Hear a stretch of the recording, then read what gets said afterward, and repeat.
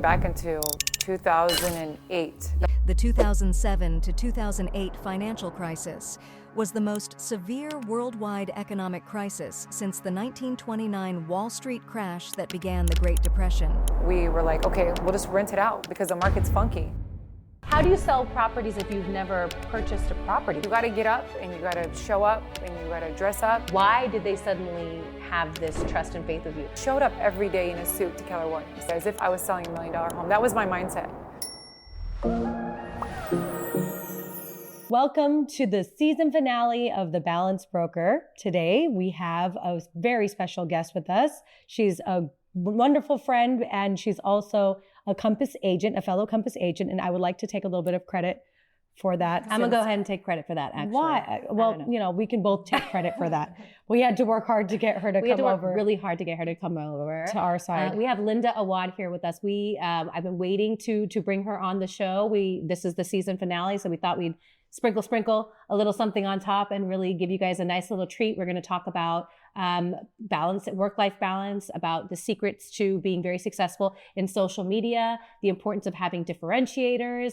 It is going to be very exciting, very informative, and we are so honored to have you here, Linda. Thanks for finally agreeing to be on the show. Jeez. So dramatic. So you have a, for those who don't know you, but most people who know us know you because you're always kind of like, it's like you're an unofficial niche Everyone team member, asked right? me if you're a part of our team. Yes, but and we're you are a part of our team. I mean, just because you're not on niche per se, does not mean that we do not work together, that we do not bounce ideas off of one another, that we don't go to the office meetings together. We don't call each other in crisis and ask each other for advice. Yeah, right? so we do work together. I mean, y'all are my team. I feel like no matter what brokerage you're with, we have our colleagues, our circle. And that's the nice thing about it. It doesn't matter which brokerage you're with. I mean, we're on the same brokerage, thankfully, now. Yeah. But, it doesn't matter. I have other colleagues in different brokerages, and I feel like we're on a team. That's the nice thing about the business is we're not in competition with each other. We're in collaboration with each other, which is so amazing. Yeah. And I think that that's something that that changes when you get to a certain caliber of practicing real estate. Yeah. When you're doing it as a true professional, somebody who wants to have the best interests for their clients at heart and who really wants to continuously, improve and be extremely successful, is they realize that you are the, 5 agents who you hang out with, who you surround yourself with, because success, kind of breeds success. And so, and we collaborate with no ego. We exactly. truly do. One of the principles at Compass. Yes, one of the Compass principles that I feel like the values that align with ours. I mean, how many open houses or how many events do we have? We support one another. We make sure that we take our social media crew. We do videos for one another. We repost each other's listings. Yes, we can always count on Linda to be there for us. And she's always there for us. The one time you had open house and I couldn't be there because of a school conflict, I called Sarah. I'm like, what are you gonna do? I was like, don't worry, I'll represent. Linda will understand. And then I walked in and she was like, where is she?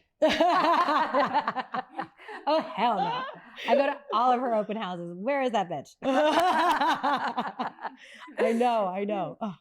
But beautiful it's property, good. by the way. Is that under contract yet? It was, and it fell out. Oh, is it? Full price cash offer. No What? way. Yeah. But they started playing games, so I was like, just terminate. Yeah. Especially early on, just like get it done. Don't even play around. Exactly. What a funky market we're in. It sucks. I'm sorry. I don't even know what to say. We might as well just talk about it right now. Yeah, let's just talk about it. The market is crazy. I think a lot of agents, I feel like we have an audience of entrepreneurs and, our clients, but we also have an audience of like either younger agents or our peers who are like, everybody is kind of like, I'm either really slow right now or very listing heavy, or where are the buyers? And I feel like, we should speak to that and let people know. I miss my buyers. You miss your buyers, right? Yeah, I miss your buyers because I have like 1 million listings and none of them are moving. Yeah, I'm at the point where I'm like, Hard. I can count my buyers on one hand. Usually I can run around multiple buyers and then a few listings out. I'm heavy listing.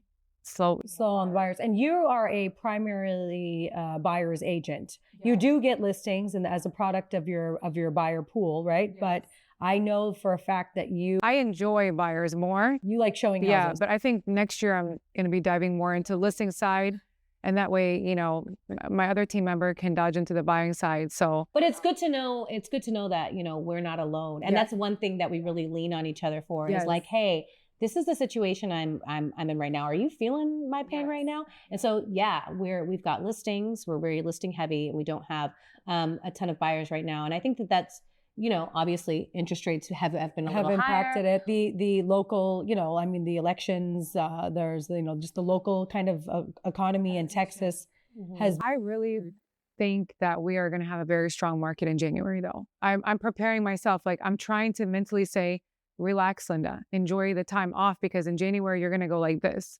And everybody was slow in the beginning of the year.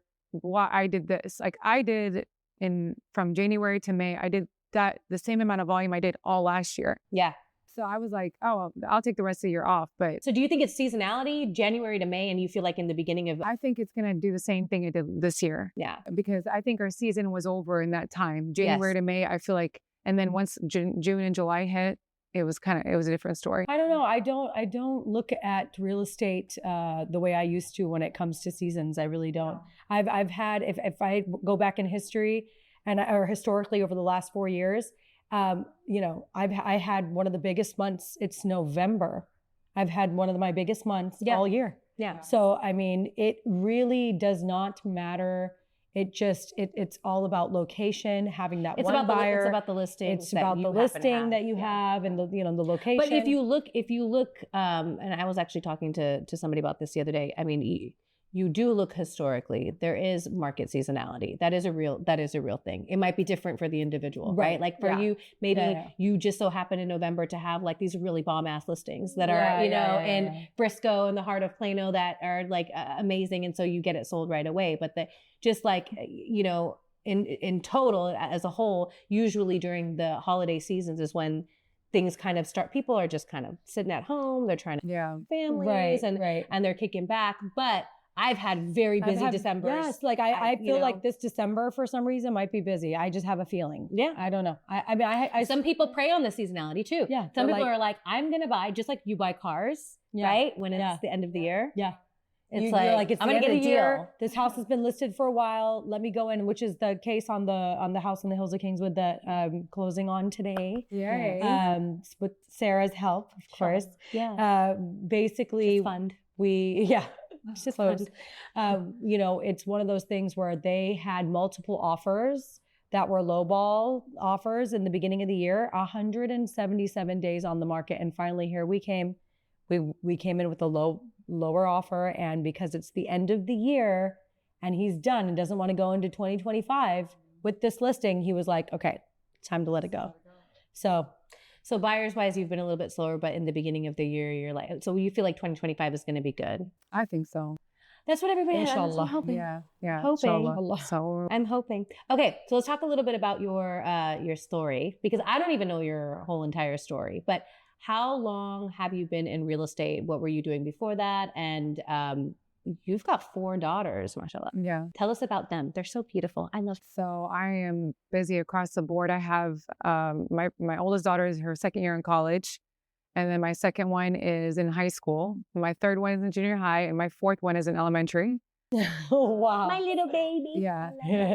Yeah, she's not so little, 9 going on 21. So their daughters are best friends, everyone. They're so cute. Alia and Noura. Alia and Noura. Yeah. They can have their own line. Yeah. Doesn't that sound like a pretty podcast? Let's table that. That's a good one. We'll come back Alia to that. and Noura. Right? They could do something cute. Anyways, continue. And so I actually started off in the loan business. I was a loan officer for a few years back in Chicago, where I married my husband and we lived there for 10 years and decided to reroute ourselves and come back over here and start all over again. Because you grew up here. Because I grew up here.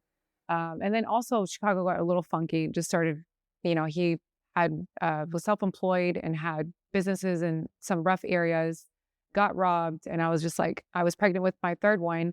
And I was like, we just got to go, you know, we got to start all over again, which was really hard. I give it up to him, came over here and then was living at my dad's house and found out I got pregnant with my fourth daughter. And I was like in tears. And I'm like, what the heck is this? You know? So this was like 10 years ago. 9 years ago. Yeah. 10 years ago. Yeah. And ended up saying, you know what, there's a little bit of a pause on my life. I knew I wanted to get into real estate. And I did not like the loan process. I hated it. I never connected with my clients. I feel like I'm where I'm at because I'm a people person. I like to be with my clients, hang out with them. When you're a loan officer, you barely show up to a closing table. It's always numbers and how much money you need to pay them, so. And then so fast forward that Nuda, my little one, came 3. And then I was like to my husband, I'm like, hey, listen, I want to go to real estate school. I want to do this. And he's like, I support you 100%. So my brother is a commercial broker, and that's all they do is commercial. So residential was not really in my family. And mind you, I have 100 first cousins here in Dallas. Huge family. Huge family. And you guys are Palestinian. And we're Palestinian. Yeah. So it was like, okay, you know what? Let me do this. And I'm thinking I'm going to get in the business and my family's going to support me immediately. And hey, I'm making phone calls. Who needs to sell? Who needs to buy? They had to watch me get a little successful to start trusting me. And I think a year into the business, I got my first call from one of my cousins. Well, actually, I got my first listing from one of my cousins. And then my other cousin called me and he was like, hey, I'm ready to buy almost $1 million house. And I'm like, on the other side of the phone, like my stomach is in knots.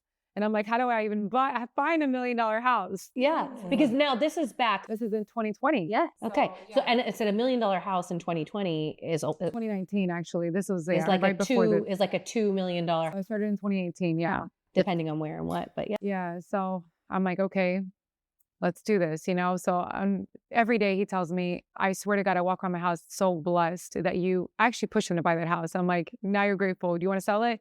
It's got about $300,000 worth of equity in it. Yeah. And so I'm grateful. I'm grateful to be where I'm at in this business, where my family can pick up the phone and say, Linda, you're the go-to person. There's a bunch of licensed people, but we trust you because you do this every day in your sleep and you're passionate about it. It reflects on me within 5 minutes of somebody meeting me. Why do you think that is that, it took them a while to come to you? But why did they suddenly have this trust and faith with you? Personal relationship aside, I don't know, what the personal relationship, like you said, you've got 100 cousins, right? And so they saw the hustle. Where did they see the hustle? Online, on social media. Social media. Yeah. Okay. The family had to watch you on social media. Social media. Those awards, and I started getting those KW awards, and I was in the KW office in Plano. It wasn't very hard to be in the top 25. I mean, I know everybody's like, give yourself some credit. There's 400 agents in there, but most of them are not active, like just licensed agents that have their license in the office and they're not producing. So I was always in the top 25. I got bored of being there. But you have a 3-year-old daughter at this point, right? The one you started. Yes.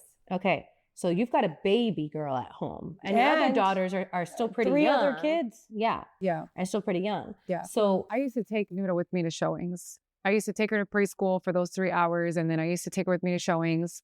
My clients loved her.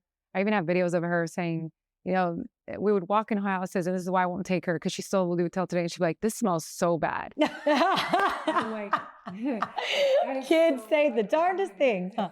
So she would just like tell the truth, and they were like, let's bring the insightful let's bring one. This little one. And I'm That's like, so funny. just be quiet. I'm not trying to sell them something ugly, but she's just like completely Blunt. What? That is so funny. She's like, what is this smell? Yeah. Or, ew, this house is ugly. Yeah. So, but rewinding back a little bit. Yeah. So she was 3, and I remember like finishing my real estate license in 2 months. And then, I went at it immediately, and I remember my first lead that I had, I showed up every day in a suit to Keller Williams, and I went to the office every day as if I was selling $1 million home. That was my mindset. And I didn't care. I was around high producers. They barely ever talked to me in the office. And I'm like, hey, how are you? But now at award events, it's like, they're trying to find me. Hey, how are you? Yeah. So you dressed the part. It's a mindset thing. You got to get up and you got to show up and you got to dress up. And because I was there every day, my really good colleague, one of my best friends in the real estate field, Tanisha, was like, here, I don't have time for this. That girl was closing 50 deals a year on her own. No team. That in the $300,000 to $400,000 price point. Yeah. Oh, those are so hard too. 50 deals, and she's running around this little, y'all met her, 5'2".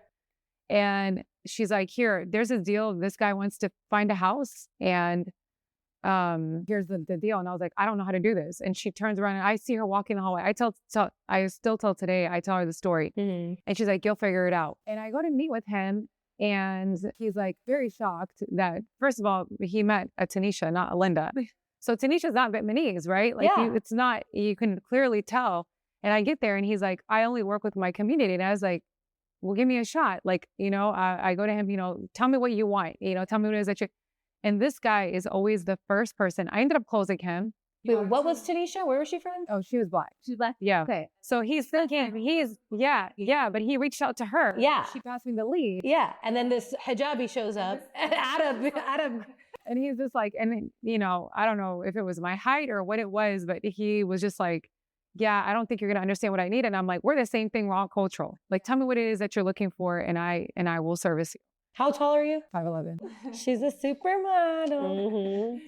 So I'm always. Fast forward, he bought a house in the colony. He is my first client to wish me happy Mother's Day. He is my first client to wish me happy birthday. He is an amazing client till today. He'll never show up to my client appreciation parties. I don't know why, but maybe it's just not so many of his community there. But he was like, I was like, did you change your mindset about working with just your community? He's like, yes, Linda. He's like, you come to my house, I feed you very good food. I was like, okay. That's so sweet. So she was just like, you'll figure it out. And then just. Yeah. And I did.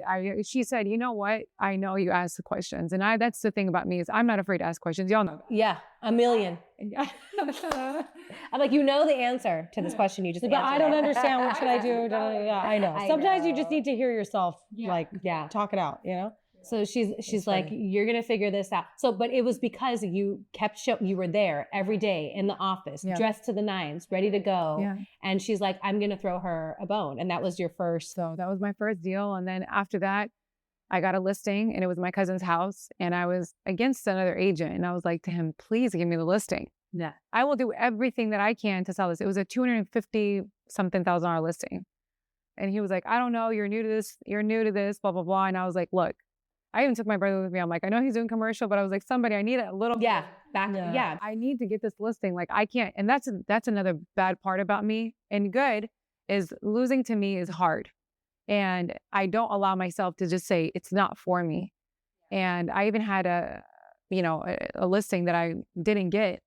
And one of our colleagues got it. She called me to tell me about it. Yeah. And you were just so frustrated. You took it personal. Yeah, it was actually one of our colleagues, Nina Benet. She got the listing. Yeah. Yeah. And she's like, Linda, thankfully, she goes, we were the out of the 5 agents she interviewed, we were the top 2. But then Nina ended up being the listing. Yeah. And I watched the listing and then it canceled after 4 days. I was like, why did it cancel? And so I called her. I was like, I have to call you and see why didn't you get the listing? She's like, let me tell you, I saved your life. Oh my God. Like, I've never in 14 years canceled a listing. I had to cancel this listing. Yeah. And now it's with another Compass agent. God bless her soul. So yeah. But some people are just difficult. I mean, we have the luxury now to say no. Yeah. To pick and choose our clients, and that takes a lot. Yeah, and confidence too. I feel like now I'm okay with saying we're just not meant to work with each other. Right. But I still need to work on that because it's just my hustle part in a sense of, no, Linda, you need to. What you mentioned, what did Tanisha tell you that not everybody has the same appetite. Yeah. Yeah. Not everybody's as hungry. Yeah. And it has, so, and you're very aggressive. Like I see you do take it really hard on yourself. The numbers are very important to you. You want to be at the top. I do. That's why I left Keller Williams. I was always at the top and I needed to be around bigger competitors. Like I want to be around. You want to be a small fish in a big pond. I mean, it's motivating. Yeah. No, I send Sarah a snapshot of another Compass broker that works within our company. I was like, this is what he did this month. Yeah. And Sarah the whole team was like, damn, like it's literally what we did. Well, that's why I like being at Compass is because of y'all keep me on my toes. Yeah. We can keep trying. I mean, no matter what, somebody is doing way more than what we're doing. There's a long ladder, I told Rico today, I was like, we were talking about you before you came in. I go, this woman's running circles around me this year and I'm working 10 times as hard. Like, I respect your hustle so much. It's really like, we know what it takes You know? It's hard. And My then- day in my life is really hard. And then knowing, and we make it look easy. But one thing about you, I mean, you fed me now like what, 3 times? I think I've been to your house for dinner. Yeah. And every time I walk in and I see the You homely did give side, me the, I think you made me amjadada once. That was really good. Yeah. Okay. but literally when I walk into her house, which by the way, her house is fabulous. I know. We have to do a podcast. I had a there. little bit Wait a minute. Let's rewind. How did we meet? at a house that Sarah and I So I went to renovated. go videotape this house, and you know, some of them says like agent to meet, right? But this house was like stunning, Ditmar. Oh, Ditmar. Oh, yeah. And I was in the office. And I walked in and I was like, yeah, I'm just, and I didn't want to tell her I'm videotaping because some agents are just like, why are you mad? Because I want to videotape your listing and promote your dang listing because you don't do the job. Saying videotape is hilarious. Okay, video, whatever. Videotape? Sure, yeah, we have a videotape. Like when do we Like a have video? camcorder? Yeah. Yeah. No. So what is it called? What is it called? It's called filming. Filming, recording. Okay. But videotape, that is hilarious. It's like That's the saying I was problem. listening to the cassette in the car. Who has a cassette? We don't even have CDs. And the thing is, I'm like, videotape. Yeah, she's like, yeah. So I walk in and I have my videographer with me, and then I just hear this girl, she's speaking Arabic, and I'm like, I put my head back in there, I'm like, hi, you speak Arabic too? She's like, بس دقيقة. That means just wait a second. And then I'm like, she's gonna let us film. I was telling my videographer, I was like, I don't know. And then I was like, can I film? She's like, girl, film, market it, sell it, do what you need. And I love agents like that. I'm So like, just tag me. Then I seen the contractor there, Edgar. Yeah. And I was like, you did this house? He's like, yeah. I was like, you're doing my house exactly like this one day. And I seriously, Yeah. That house was 4 months later, incredible. I Yeah. bought a house and I did the same exact. She called me up. I remember when you were buying that Yeah, house. she called me up. She's like, I need you to. And I didn't even know her. I was like, I knew her for like a month. I was like, but if we click, like immediately, I was like, I need you to walk this house. And then my husband found the house and I was like, I don't want this house. It's disgusting. And he was like, just listen to me. And I was like, I'm the agent. You're not going to convince me to buy this house. It is gross. Okay. Like this guy's been living here for 22 years. He's probably never turned on his Vinahood. And the wall smell, the drywall smells. I think there's termites in it. So there was termites in it because thankfully we demoed the walls. So we bought the house. And then we ended up demoing the walls because I was like, I still feel like the food smell is in the house. I love how you took a builder grade home and it feels like a home out of AD, like Architectural Digest. It's a custom. Absolutely beautiful. You introduced us to Tim Clement, who did the design. You invested in the design, but going through that process of a full renovation with termites and all that, and you're still doing bits and pieces of the house. You're doing the driveway soon and everything. That having those firsthand experiences with like construction, very important. And it really helps you in real estate, right? Because you know what it's like. You can sell a vision when somebody finds something, and you can tell them, hey, this is what it can be. Look at what I was able to do. And I know the cost. You know the cost of things. You And I know the understand the process of contractors. construction.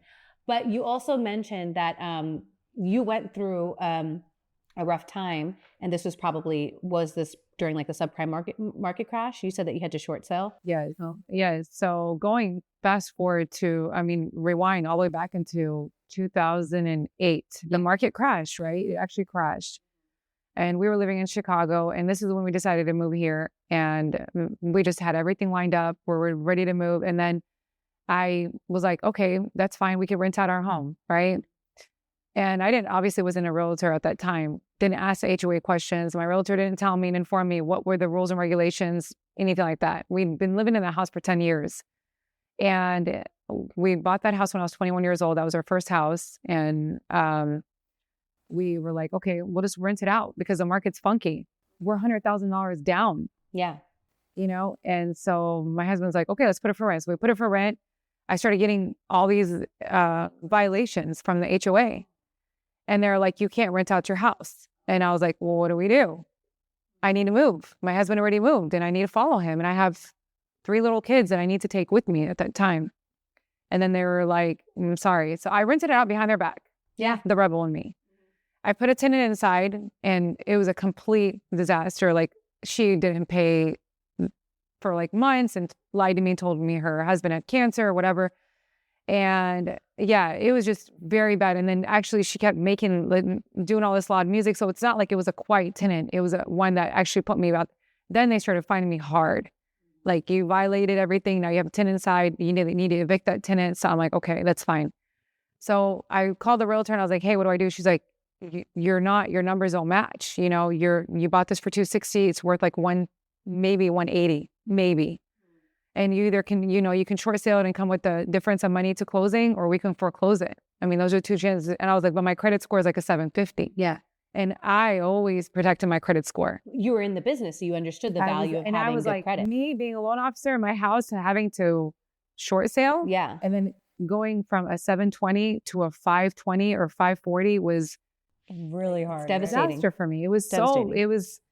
And then I didn't understand really at that hurts your time. ego. It does. It really hurts your self-esteem. And we had to so we came here, we restarted over. I had a 500 credit score. Yeah. My husband was trying to get his feet wet. Then I got pregnant. Yeah. With number 4. Yeah, with number 4. And I'm like, okay. Yeah. So, we plan, but God is the best of planners. That's what I knew. That's what we always know, right? And we just need to trust the process. I was like, okay, one day, right? So we didn't buy our dream home when we came here. And we bought a little 4-bedroom, 2.5 bath. But my point is like, these are humbling experiences. They are. And I can be relatable to people. That's why I feel like people need to approach us, because we've been there. Right. Whether it's been financially, whether it's been credit score wise, whether it's been divorce, whether it's been. There are a lot of people, there are a lot of agents, who have no experience. They've never owned a property in their life, or, they've never undergone any kind of, how do you sell properties if you've never purchased a property? That's a tough, you know what I mean? And I know a lot of agents are going to hate me for this, and I'm sorry to say, but I personally need the agent to have been in my shoes in order for them to, even if you're purchasing I don't even know, like a custom build home, I would want to ask those questions. Have you done a custom build before? What is that like? What should I look for? And even if I haven't had the exact experience of building an $8 million house, let's just say, for example, I wouldn't be scared to be like, hey, Nadia, come along. Yeah. For the journey. What you've done before. You've called me on things that you're like, you know what, you've done commercial. Like if I'm building, I've never built a multi-unit, but I'll figure it out with the right resources. I want to be involved because I want to learn. Right. That to me is worth more than the actual paycheck. Because once I learn it, then I can apply it, and then I can start making the money. But you can't just not learn something and jump into it and then expect the paycheck to come. Yeah. Having gone through it before, like, purchasing a property, going through the construction experience, but also being in a situation where you have, children and a 520 FICO score, and you've lost everything. And we'll have clients, my favorite, most rewarding clients are clients who are like, I don't think that I can, but I really need to. What can I do? Exactly. The ones that actually come out and. Yes. And it's like when you have that empathy and you're like, I have been there. I've been there. We got a phone call today, where this, we'll call her a client, is basically like, I am in a pickle and I need to close this deal. And this just came back on my credit report and I'm going to lose. I'm going to lose so bad. What do I do? I don't want to lose my earnest money. Yes. I don't want to make the loan. So we went through this very creative but very quick process because we've been there to figure out how to get around it. And I think that having that experience and also having empathy is like extremely important. You do need to look for an agent who's kind of like been there, done that. Having an agent that's plugged in whatever you need. And my clients nickname me the plug. That's a cute one. The plug? That's adorable. That is so cute. I want a nickname. Yeah. Like, you want a Crate and Barrel discount? I got you. Yeah. You want you need a doctor, and obviously I have a pool of a whole bunch of doctors. Yeah. But I always tell them, don't ever tell me if you need anything. I'm like, I don't ever need you, and don't ever ask me.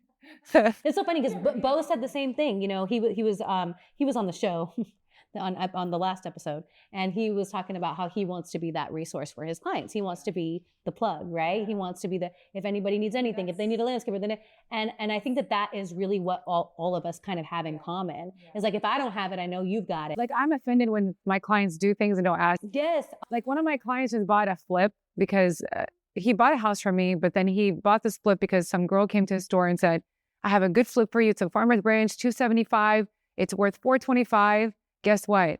He gave it to, it went on the market, it didn't sell. So he pulled it from her and then he called me. He's like, hey, I need you to sell this property. Where'd you get it from? It needs, there's cast iron plumbing at $400,000 and he didn't know he needed to do the plumbing. The roof is garbage. So he needs to spend another $30,000 at a $400,000 price point. You have to understand that house needs to be crystal clear because they don't have the money to come in and do those repairs. Right.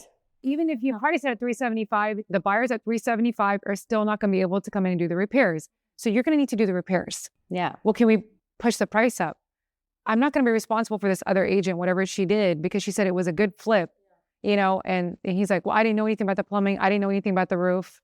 But you're right. You get offended. You're like, you did that without me? Then why didn't you call me? You're calling me now? If it was a good deal, I would have told you to take it. Yeah. And listen. I'm going to look out for your best interest. Even if you're going to make money on it, just ask me for my opinion on something. Exactly. Just Or even if ask you me. already like, so I have a client, a similar situation where they're like, okay, this guy found this and, you know, they're kind of a team where they do construction and the wife lifts it and da-da-da-da-da. And I'm like, that's fine, but now you can't sell this property. Just ask me. You know what I mean? Just you're my, we've done business before. Right. Like, it's okay. I'm not going to get like I'm not going to be like, oh, I hate you because you're not doing the deal with me. I would appreciate it more if you asked for my advice and my input and still had to go that direction. Right. Rather than you not ask me at all, you know, because you might have to ask me when it's not selling. You because they know that you know that much, and it's almost they like want to hear yeses. Yeah, they only want to hear yeses, and if they come to you, they might get a no. So they're going to keep going in that direction. But I'm speaking of clients that might say no. You've had some really interesting experiences with some of your clients. Oh yeah, have been told no even after you rendered services, and have had a real hard time dealing with clients who not just don't want to listen, but who just can't see past maybe the color of your skin or maybe the hijab or So can you tell us a little bit about your experiences other than complicated clients that don't listen? Overall, so we are the other token Muslim girls in the office, but we could be Latina, or we could be Indian, we could be anything, because we don't have anything on us except for some Arabic writing every once in a while that will indicate that we are Middle Eastern, descent or West Indian descent. You walk in. So, I mean, I'm the only girl with the scarf. I am. I stick out like a sore thumb. And I'm perfectly okay with that. I mean, it is what it is. At the end of the day, I will say that experience 2 years ago is when I first joined Compass. And it was like, it got to the point where Robert Refkin knew my name. And I was barely in the damn office. It was embarrassing. Like, I went to the retreat and he's like, I already know who you are. I'm like, okay. But so long story short, I had this couple reach out to me as a referral through another client of mine, which has referred me 5 clients. God bless that family. Like, and they've done 4 transactions with me and sent me like 3 or 4 clients in the midst of 4 years. I mean, it's crazy. They just messaged me. They're like, hey, we're thinking we're moving to Prosper. I'm like, you just bought your house. Like, settle down, like simmer down a little bit. Well, our kid might go to school. I'm like, he's a newborn. Like, you have to think about that. So I don't want my clients to be profitable. Obviously, I love the listing, but it's a beautiful house. It's a beautiful listing, but they need to wait a little bit, especially in Aubrey. And so they referred me a client, and I showed them houses for 3 months. We were in Garland and Rowlett, and it was a price point of $300 to $325. Difficult price point, right? Here in Dallas. And showed them houses. We even tried to negotiate on one, I believe, something that sense. And then I didn't hear from them for like a week. And then I reached out to my client. I was like, hey, did you hear from, so-and-so? And he goes to me, oh, let me see. Let me check up on him. Calls me back. He's like, hey, they went under contract on a new build. I'm like, what? It's like a knife in your heart when that happens. happens. I'm like, where? Yeah. Because they were looking in Garland and Rowlett, and in that price point, it's not available. Or else I love doing new builds. We don't have to write the contract. Okay? Like, I mean, it's amazing. Yeah. So, but anyways, and so I called her, and then she answered the phone, and I was like, hey, you went under contract on a new build? She goes, yeah. My parents found the house. I'm like, where? She's like, in Roy City. And I was like, oh, okay. Who's the sales rep? She tells me sales rep. I have a very strong relationship with my new build partners. I call them my business partners. I'm like, you guys are my partners. Yeah. Mm-hmm. Okay. Without us, you're not going to make money, and I'm not going to make any money. So we are a partnership, right? And I treat my new build partners like as if we were a team at the end of the day. Like there's one new build partner. I sold 14 homes in 1 year. Yeah, I remember, in 2022. Like he goes, you made $160,000. I was like, I made it and you made it. Okay. So be quiet. Yeah. And now he's giving $20,000 bonuses. I was like, where were those at? So times have changed. Where were they? no, I know, right? So, but and then so I called the new build rep, and then she's like, yeah, well, we'll put you on the contract, which they don't ever do. And she was like, as long as your clients are okay with it. I was like, yeah, I have a buyer's rep agreement, but because I just left my previous brokerage and I was going over to Compass, my buyer's rep agreement was with my previous brokerage, but it was still valid, the date. And then I was like, the date was still valid. They signed the contract while you were still with the previous brokerage you hadn't. They signed my buyer's rep agreement with my previous That's what I'm saying, brokerage, yes. And so I was like, okay, yeah, I didn't worry about the buyer's rep agreement. I'm like, these guys are cool. We'll go under contract, whatever. So I put my name on the contract, then our brokerage gets an email from the parents the next day and says, we don't feel like that this girl had anything to do with this new build. We want her off the contract. David Weekley was paying me 5%. Okay. And I was like, it was $310,000 or something. Brian guys stepped in, our manager in Compass, and he goes, okay, listen, she's been showing your kids houses for the past 3 months. Let her have her 3% because of all the time. And I spent 3 days a week in the evenings with these guys running around. I remember Nuda coming to my door and saying, she was like 4 years old. And she goes, Mama, please don't go to work. Please, you go to work all the time. And I'll never forget that day. And I drove off and I was like, it's okay. I'm doing this for my family. Yeah. To know that these people did this to my family. Yeah. I was going to fight. I was like, I'm going to fight because, and it was very, very, had that buyer's rep agreement been connected to our brokerage, I would have won this fight. But I was like, I had no fight up. At the end of the day, the representation was a different broker. But why? Why did they not? Going back, why? The parents saw my image and who I was. And I looked him up on Facebook. I mean, he complete. Yeah. I mean, yeah. Just the look doesn't, it probably wouldn't be somebody that would approach me. The kids, they're not like that. Yeah. But the parents, when I got in the parents' hands, it's it became a different situation. So you were discriminated against because of your Muslim and I knew identity. that, but I didn't want to say that out loud. Yes. So Brian was like to me, are you okay if we approach him and say, we'll give them the 2% for their finder's fee and you take 3%? I said, definitely. And I'll stay away from the transaction. I don't want nothing to do with them. Just pay me for my time and my gas and my tolls. Yeah. Okay. My time. Forget about gas and tolls. I don't even count those. My time is more valuable than anything. Next time in The Balanced Broker. Black community, we're very relatable. 60% of my clientele is the Muslim community. The woman picks a real estate agent. How did it start? I trusted the process, honestly.